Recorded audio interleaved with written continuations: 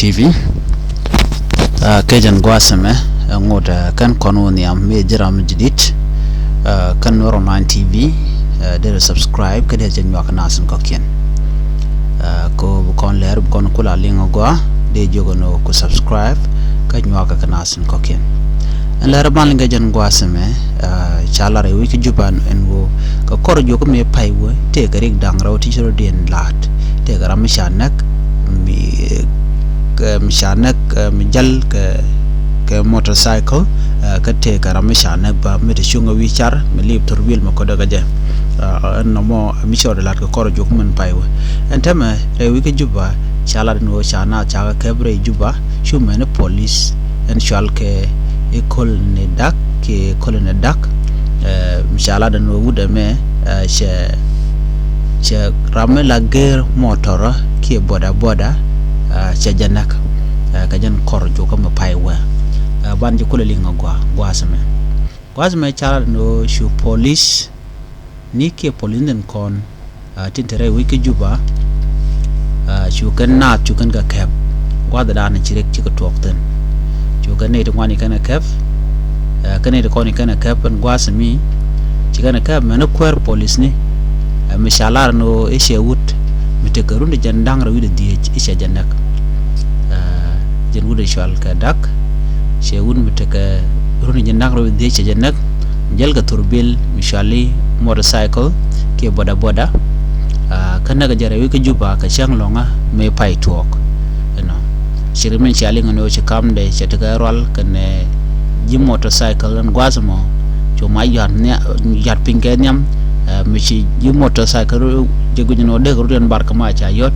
chuma chu tom koran ka chorana ka jan ponde wa kwer police ne ba Brigadier General James Dak Carlo sholarno en kweramo be kumuktab in let corporations department ka baja gorno ba min nak ran baja ngach General Dak na shira nak sholar bango ci police wood michina yor pin ke bom kaba regwa smith ka chune dang diech nak lo wun machine na ka bomba gwan mit kitin chaga boka bom shi kana larbon o shi kana kaba rammo chine dang diech chaga nak bonan gwadan chaga buktin ka bom rewi ka juba ajen kwar police ni min be cooperation sho wun mi jal ka boda yorpin ka shura me jal ka boda liu chine lep ka kwida ka gumbo ka chwaja kep janta danan cha uduma chaja kep ka ja ana rama me ngode baja kula teche nyok kaka ride ramin cha teche wun millet ka custom division mi shimyet dungdo yoka kana ka shop ke yoren content la jaram danan kunale nakka bom rama me ko jan cho mit da kana yo kana ka top ke kan yo kan karong nyen gwazdanen man bogon naten ka kor ka me shi ka ngang nom ngak shwe jen dungdo shwe lunjok ka mai ka shwe na chutok ka mak chu gwan restaurant ka ke gwan ramdan te ka yo ke man cha ma ramdan te ka yo tot chwe ne to shwe ka shwe mu kere ke shwe na chu na ko tele yo ku jama shuka te ka ngang nom kana gwan restaurant na shwe jena kana ne shop ka shwe lunjok ka me ku tung tok chwe ne dang bakal nak dungdo chwe tara me shilu cha kes mi cha left ka tok ramamo lo jen ko cho mit mi da kwano atela do mo go mi che yo yor pinga jela yo ko kweka mo kwa jele jogo yo ko kweka ko che mit bang shwe shwe lo no ba mandana shalat ba jere alaka no an ramame George Agwarika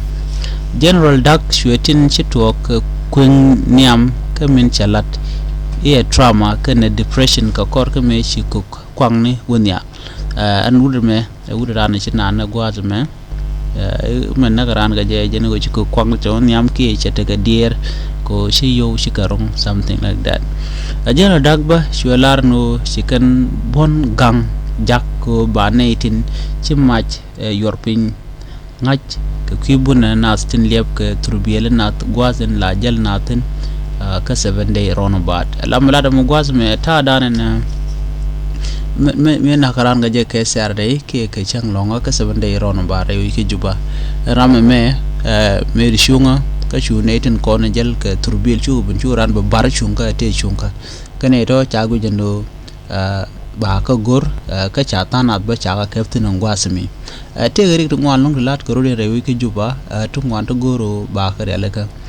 ko de kan tin ko tin lat ko re rewi ka juba de kan ka gwich ka dob dan de kan gwi ke je